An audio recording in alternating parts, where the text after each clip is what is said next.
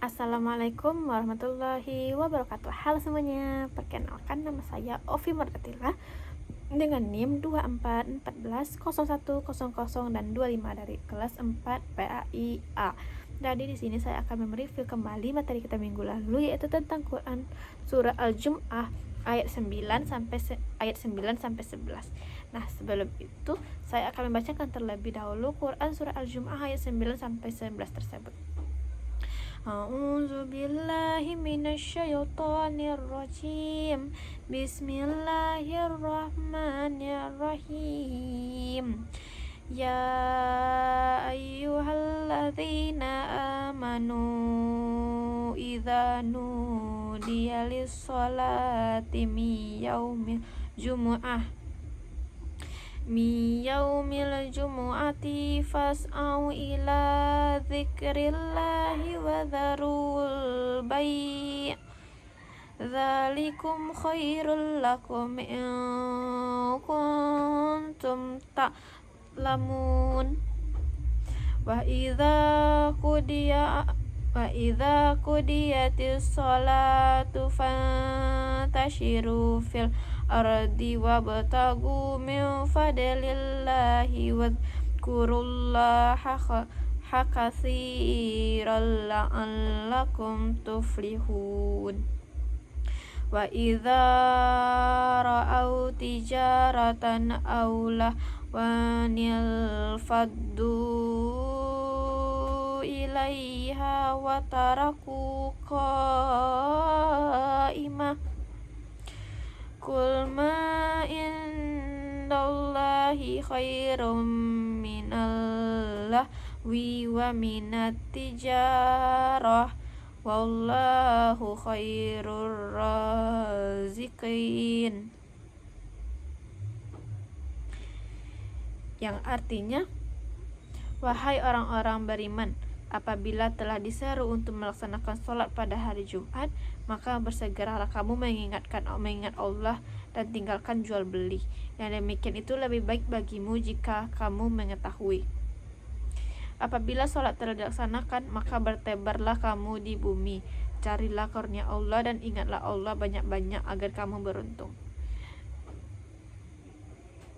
Dan apabila mereka melihat perdagangan atau permainan, mereka segera menuju kepadanya, dan mereka tinggalkan engkau Muhammad sedang berdiri berkhutbah. Katakanlah, apa yang ada di sisi Allah lebih baik daripada permainan dan perdagangan, dan Allah pemberi rezeki yang terbaik. Nah, selanjutnya yaitu Asbabun Nuzul dari Quran surat Al-Jum'ah ayat 9 sampai 11. Ayat ini turun berkaitan dengan sebuah peristiwa yang terjadi pada masa Rasulullah SAW di Madinah. Diriwayatkan bahwa ketika Rasulullah sedang menyampaikan khutbah di hari Jumat, datanglah rombongan kafilah dagang dari Syam yang dipimpin oleh Dihya al-Qalbi. Yang sesuai kebiasaan saat itu, rombongan tersebut memasuki Madinah sambil menabuh genderang sebagai petanda kedatangan barang dagangan.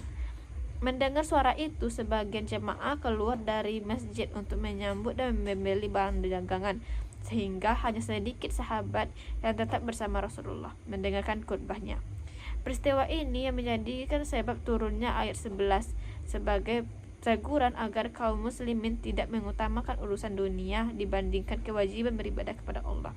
Adapun ayat 9 dan 10 menjelaskan kewajiban menghadiri sholat Jumat, meninggalkan aktivitas jual beli ketika azan Jumat berkumandang, dan setelah sholat selesai diperbolehkan kembali bekerja mencari rezeki dengan tetap mengingat Allah.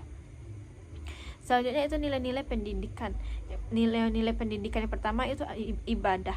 Quran surah Al-Jum'ah ayat 9 menegaskan pentingnya mendahulukan ibadah kepada Allah, khususnya ibadah sholat Jumat bagi laki-laki muslim yang memenuhi syarat.